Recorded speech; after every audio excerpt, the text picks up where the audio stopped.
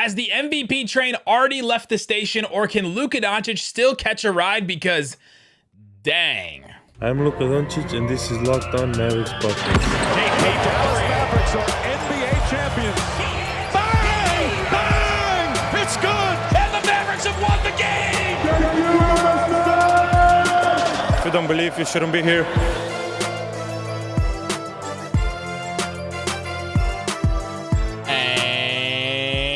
Welcome. You are locked on to the Dallas Mavericks. My name is Nick Angstadt, media member and NBA channel manager for the Locked On Podcast Network. Thanks for making Locked On Mavs your first listen every single day. We are free and available on all platforms, including YouTube, where you can watch us right now, hanging out here after Luka just goes off. An incredible night for him. Isaac Harris is off tonight. He is hanging out with his family, and I am here to break down this Mavericks win, 125-118. And yesterday, Isaac and I started the podcast talking about how the Mavericks are fun. Like, this Mavericks team has become pretty fun now recently. And ever since the start of their win streak, really, this Mavericks team has become a lot more fun. They play a little smaller. They're finally hitting their threes. The best team from three in the NBA since January 1st. And Luka Doncic is extremely fun to watch right now. We woke up yesterday saying, dang, I wish there was a Mavericks game today. And here there was tonight, a Mavericks game, and Luka Doncic does not disappoint. Goes into New Orleans, drops 49 points. Should have been 50. Should have been 51 again. He should have tied his career high, but he misses two free throws late. Like, literally the last two shots that he takes in the game were free throws with not much time left on the clock. How much time was left on the clock? It was like 37 seconds or something. It was like 20 seconds or something. And Luka misses those free throws, but Luka Doncic is just incredible.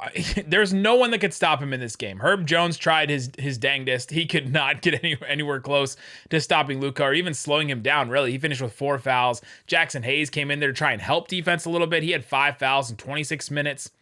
There was just no one. They didn't even try Brandon Ingram on him, really.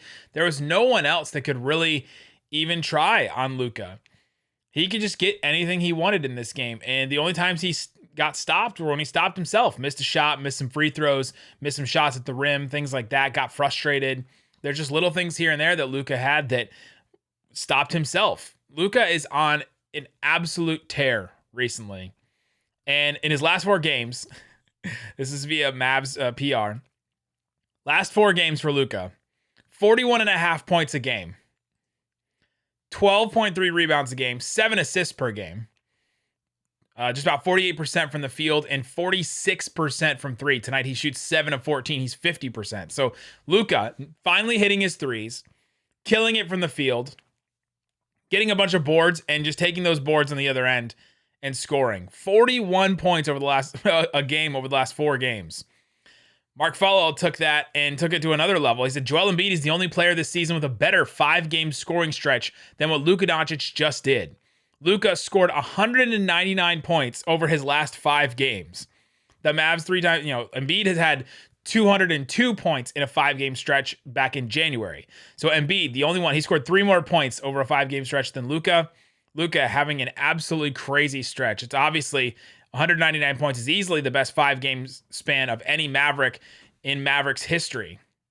Luka surpassed his own of 186 points over a 5-game stretch a year ago, back in 2021. So Luka now, the most points any Maverick has scored in 5 games, killing it over this last stretch here. And then if you take it to the last 10 games, he's absolutely dominating there too. Last 10 games, 35 points a game, 10 boards, 10 assists, 50% from the field, 43% from three. What is it with Luka right now? We've touched on it a little bit here and there, but Luka's back in shape. Luka can play and he can get to the basket when he wants to, and he can push and he can use his strength. He can have his little quick first step, all that kind of stuff that he was missing at the beginning of the season. It's back for him. It's back. And obviously the 3-point shot matters, but how much does his legs matter in the 3-point shot as well? You got to think about that too. Beginning of the season, a lot of his threes were short, right? He's missing, you watched it. Luka just missing these threes short, the step backs. That step back takes a lot of lift. That step back shot, you're not just shooting a 3, right? You think about a catch and shoot 3, where you're just stationary, maybe you hop, and then you throw up a 3. Luka taking the step back. I mean, he's going even farther back, leaning back at some points. That takes a lot of lift. That takes a lot of leg to get that shot to a certain point. And you have to be in pretty good shape to be able to get those shots off. Not many players can do it, right? James Harden, was in, I guess pretty good. Maybe that's not the greatest example of a player in shape, but James Harden was conditioned the way that he should. But it's probably one of the reasons why James Harden was always super tired at the end of seasons, right? He spent the whole season shooting all these step back shots that take the extra, lift, getting to the free throw line that takes the extra contact, all that stuff wears you down.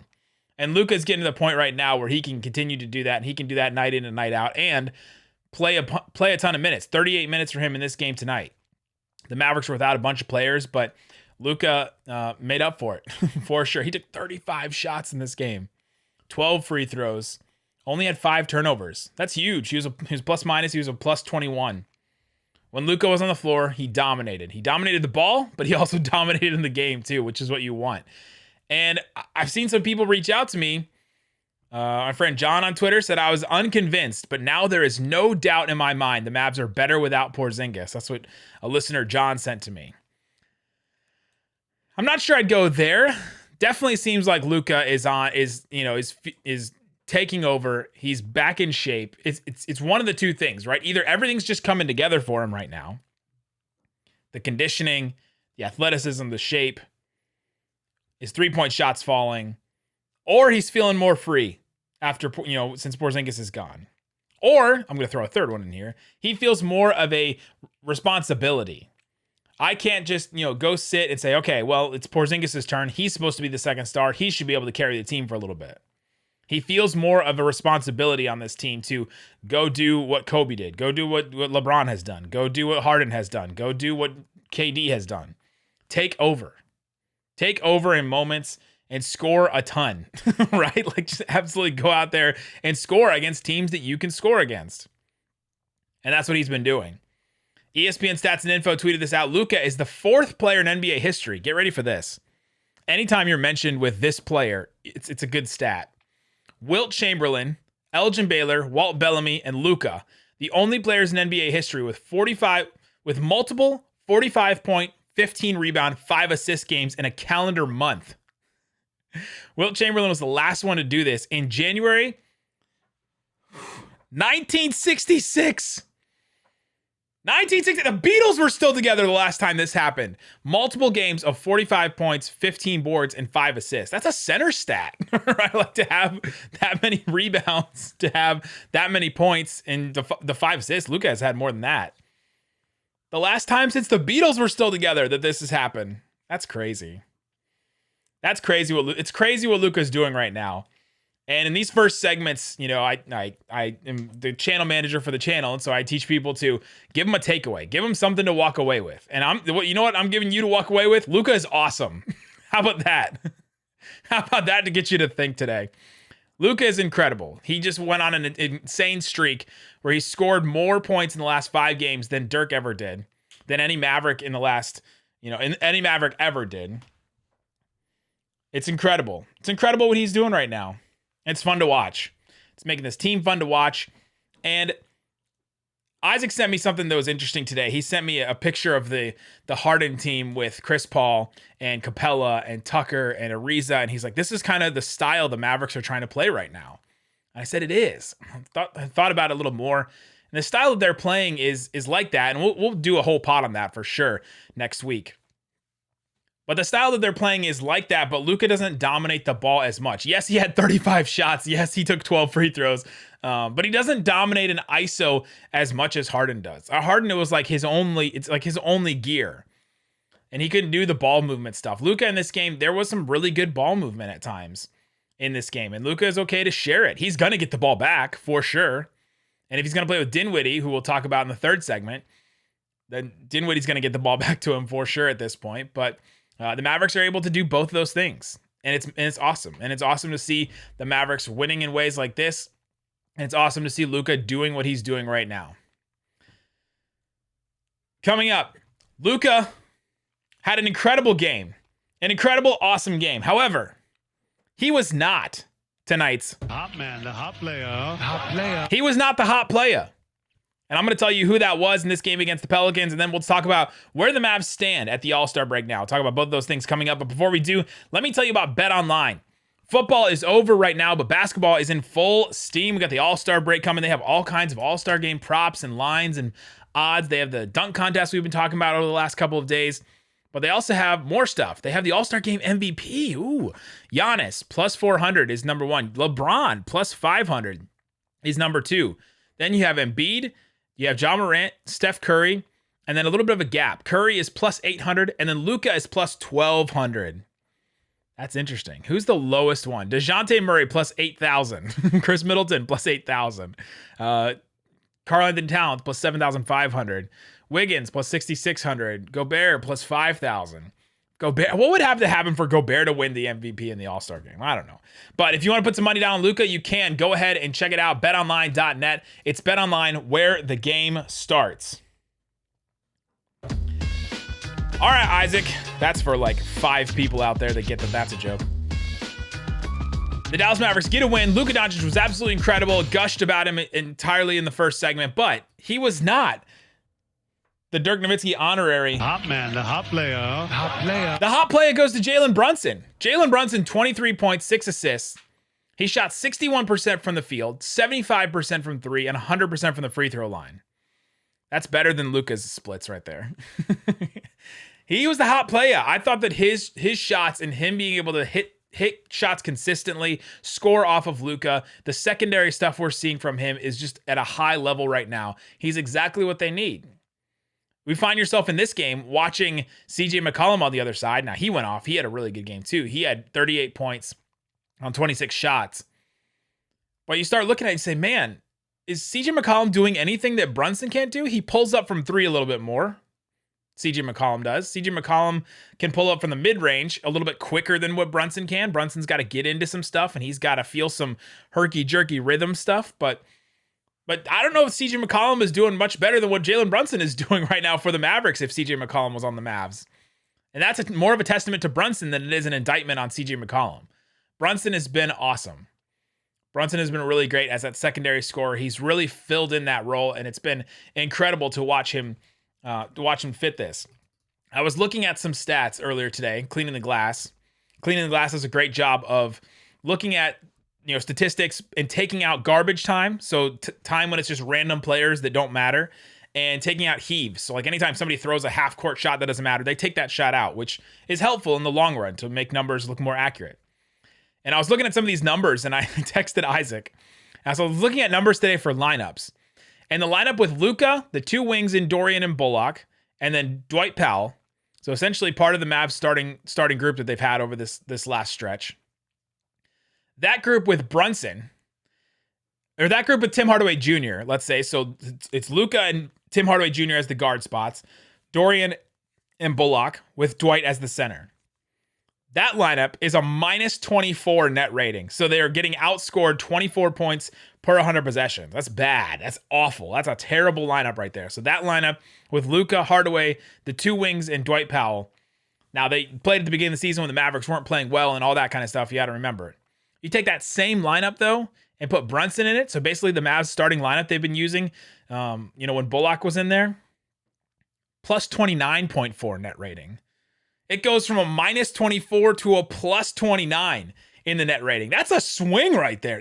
What is that? That's almost a 55-point swing over 100 possessions. That's crazy. That's an insane stat right there, that the Mavericks are that much better with Brunson in that lineup. And it just goes to show how good that lineup is with Brunson. This is the starting lineup that the Mavericks have been using. Luka, Brunson, Dorian, Bullock, and Dwight Powell. That lineup has been really, really good. Bullock did not play in this game. He was out. He continues to be out. But that lineup has been incredibly good, and it goes back to showing how good Brunson has been. Bullock missed this game. Frank Ntilikina missed this game. Marquise Chris also missed this game. Theo Pinson missed this game. Tim Hardaway Jr. is also obviously still out. Trey Burke missed this game as well. So the Mavericks were a little bit shorthanded, but we got to see some of the new guys again, which is good. What did we learn about these 2 new guys, Spencer Dinwiddie and Davis Bertans? I think we learned 2 things. Dinwiddie is playing so safe right now. Incredibly safe. He is not taking any risks. He's not risking it for the biscuit. He is not trying to do anything outside of his skill set and outside of, helping Luka, pushing forward what the Mavericks want to do, which is fine. The Mavericks are going to need him to play a little bit risky if they want to go far, if they want to win a playoff series, if they want to win playoff games, if they want to make the playoffs. They're going to have him do a little bit more than what he's doing. In this game, he had 8 points, 5 boards, 1 assist, a steal. He hit 1 of his 3 threes. He was 1 of 2 from the line. Hit 3 of his 5 shots. Only took 5 shots. He played 30 minutes. He's playing really, really safe. He's not trying to make mistakes. He's not out there trying to do anything crazy. He's not jacking up a bunch of shots. He's playing really, really safe. He's trying to figure out where he fits in. That's the big thing we talked about when they acquired him. Where does Spencer Dinwiddie fit in? Does he fit in with Luka? Does he fit in with Brunson? Does he fit in with both? Well, Jason Kidd decided to do that again. We speculated before the trade, or when the trade happened, that, Dinwiddie probably won't play with Luka and Brunson. Guess what? Jason Kidd did it again. He's trying it. It's not a mistake anymore, right? You do it a couple times now. And twice in this game, they had those guys all out there. And once in the first game, they had them all out there. Luka, Dinwiddie, and Brunson. It's a little clunky. If you can get away with it, I guess they're just trying it. They're just throwing it out there, see what it looks like. It's a little clunky because Dinwiddie's not the best shooter, but the defenders are not leaving Dinwiddie, right? They're not gonna sag off of him as much as they would, Dwight Powell or somebody like that, or even Josh Green. Like, they're not sagging off of him like that. So you still get the spacing, so you're not missing there. You get extra ball movement, which is nice. Spencer Dinwiddie has been a really good ball mover the last 2 games. And you get a couple extra, penetration. You can throw it over to the other side of the court. You can swing it around. Dinwiddie can drive. Luka can drive. Brunson can drive. That's something the Mavericks have not had.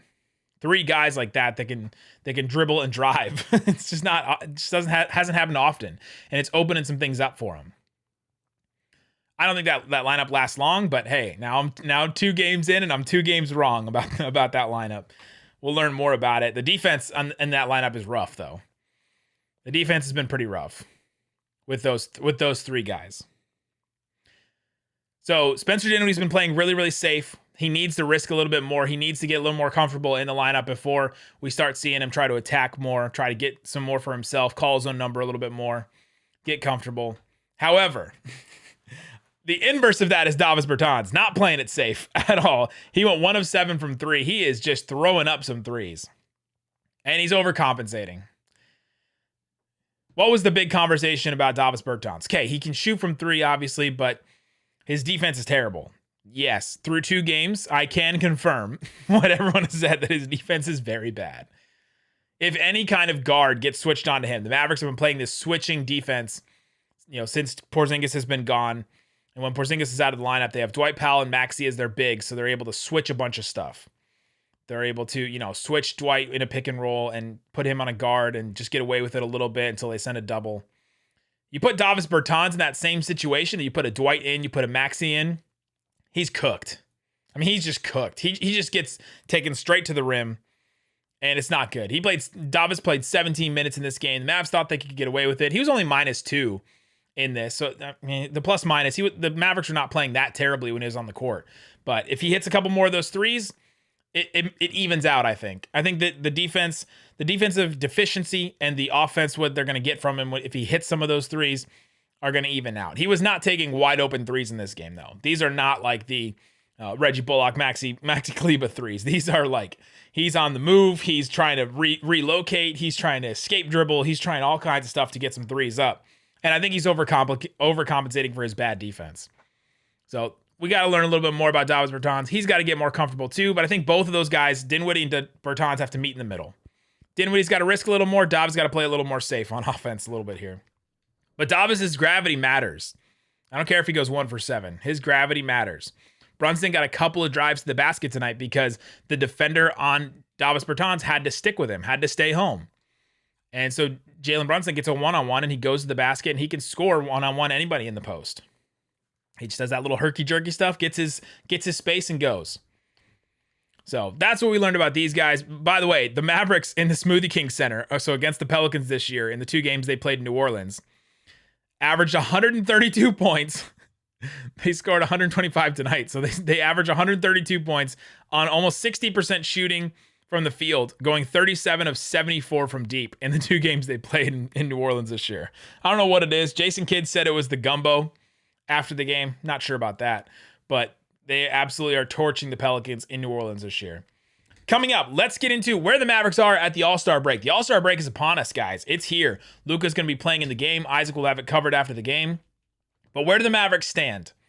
Where do they stand with the teams around them? Which team is coming for them? Which team are the Mavericks coming for? We'll talk about that and more coming up. But before we do, let me tell you about Built Bar.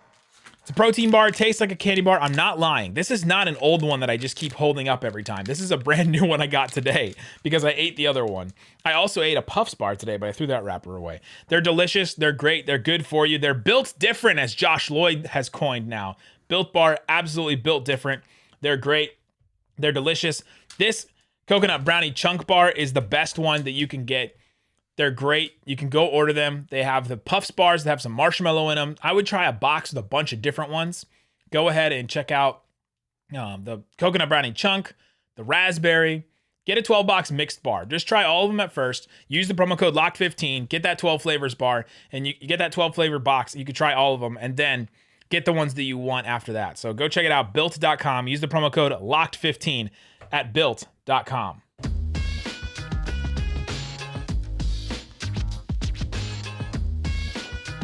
All right, Isaac, let's get into the end here, talking about where the Mavericks stand. The Dallas Mavericks going into this All-Star break are 11 games over 500. Who would have thought? Who would have thought at certain points in this season, the way that some of us, including myself maybe, were talking about this team and how they were playing? At one point in this season, the Mavericks were 16-18. That was December 29th. December 29th, this Mavericks team was 16-18. And we were just looking at it going, man, did they make a mistake running it all back? Did they just make a mistake not going all in for some kind of move, doing something? And now the Mavericks did something. They traded away Kristaps Porzingis. He was hurt for a lot of that time. But the Mavericks have gone on an absolute tear with him and without him. It's not all Porzingis. I'm not trying to say that. But since December 29th, when the Mavericks were 16-18, this team has been really, really good. They have the 3rd best record in the NBA since in this time. They are 19-6 in this stretch since they started the season 16-18. Shooting 36% from 3. It's pretty good. That is 6th in the NBA over this stretch. They've been really good. They've been on this tear here, and I kind of wonder if this is the team that the Mavericks is. It's because it's been almost about 2 months now that the Mavericks have been this team. They played really, really good defense over the same stretch. The Mavericks have the 2nd best defense in the NBA. The Boston Celtics have had the number 1 defense. Number 3 is Oklahoma City. That's wild. They're 6-18 though. Their offense is just putrid. Their offense is so bad, but their defense is actually really good. The Mavs have played them a couple times and they learned that. But the Mavs have had the 2nd best defense, and the 2nd best defense by a big margin. Celtics are allowing 101 points per 100 possessions. Mavericks allowing 104 points. Oklahoma City allowing 108 points. So there's a gap there. If you're going to put them in tiers, Boston has been the number 1 defense since December 30th. The Mavericks have been the number 2 tier, and then you put like Oklahoma City with the Suns, the Heat, the Grizzlies, the Warriors, the Sixers, and probably the Cavs and Raptors in a tier under there. So it's not been particularly close. This is what this Mavericks team is now. Do we have enough of a sample size to know that they're a great defense? I need to see a little bit more without Porzingis, I think, against different teams. We've seen him against some bad teams here. We saw it against the Heat, which was good, but I need to see a little bit more before I say, okay, this Mavericks defense is definitely here to stay post Porzingis. Because Porzingis was playing really well on defense. He was their rim protector. Mavericks don't have that anymore. They have Maxey, who's been good, but it's not the same. And it's not the same as having both of those guys for sure either. But if you look at the standings, the Mavericks are 35-24. They're 5th in the West. They are a game and a half back from the Jazz. The Jazz got that awful loss against the Lakers. Awful. Did I just put an accent on there? Awful. Just an awful loss to the Lakers. Now it's turning Australian. I'm not really sure what I'm doing with that. Jazz had a bad loss, so they're only a game and a half up on the Mavericks. The Mavericks can catch them. Going into this last stretch of the season here, the Mavs can catch them. However, the Nuggets are surging as well. The Nuggets are right behind the Mavericks. They're a game and a half back from the Mavericks. The Nuggets got a really good win the other night against the Warriors too, and they're not going to get Jamal Murray right back after the All-Star break, but he's starting to practice. So it's looming. Jamal Murray is looming for that Nuggets team. And when he comes back, that's a team that just nobody wants to face in the playoffs. The Mavericks should not want to face them. Isaac and I have talked about and debated, would you rather play Utah? Would you rather play Memphis? You just don't want to play the Nuggets.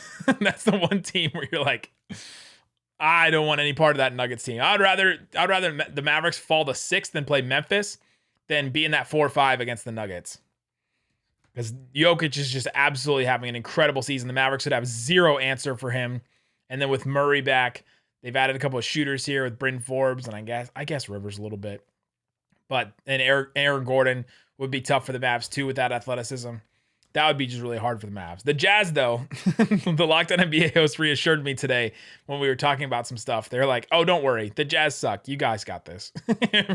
When they saw our episode yesterday that was, can the Mavs still win a first-round series? So I appreciate that.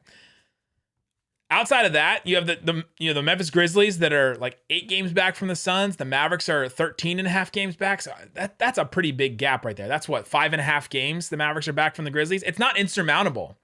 The Grizzlies, I'm not putting it past the Grizzlies as a young team to maybe go on a little bit of a rut at some point, and the Mavericks could catch them. Doesn't seem likely, but it's not that big of a gap where they're like just untouchable. Like those top 2 teams in the West, the Mavericks can't touch them at this point. I mean, it would be really hard for me to see the Mavericks make up a 13.5 game stretch against the Suns. The Warriors, though, they've been sliding a little bit here. The Mavericks are 7 games back from them. That's not insurmountable either. That's pretty big, but it's not completely insurmountable either. Grizzlies looking at this last stretch here. Their schedule is not hard at all. They play Minnesota, Chicago, San Antonio, Boston, Orlando, Houston, New Orleans, the Knicks, the Thunder, the Pacers. I mean, that stretch right there. They play San Antonio, Boston, Orlando, Houston, New Orleans, New York, the Thunder, the Pacers, and the Hawks, and then the Rockets again. Like that stretch right there, they should probably go on a nice little 10-game win streak right there. The Grizzlies should. So I don't think the Mavs are probably catching the Grizzlies, but hey, crazier things have happened. That's where the Mavericks stand. They've got this new identity. Luka has been incredibly awesome. The new guys are still trying to figure out how they fit into this team. But if Jason Kidd figures out how to use Spencer Dinwiddie correctly, he starts playing really well. That gives the Mavericks another gear that they can use. And another gear they're going to need to try and catch some of these teams. So that's where the Mavericks stand at the All-Star break. Mavericks get a win against the Pelicans. Mavs fans can feel good. You can feel good going into this All-Star break and not, woe is me. The Mavericks have no future. They have nothing to go for. Mavericks can still win a first-round playoff series here. That's still the goal. The Mavericks are still there. We'll be here to break it all down. Isaac will have the postgame after the All-Star break, and I will be back after that. I'm taking a trip to Pennsylvania to see some family, and so I will be there this weekend. Guys, we appreciate everybody that has supported us throughout this, trade deadline and to this point, the All-Star break. Man, it's wild, but the season's not done yet, and I'm excited for some more Mavs games. Guys, thanks so much for listening to Locked On Mavs.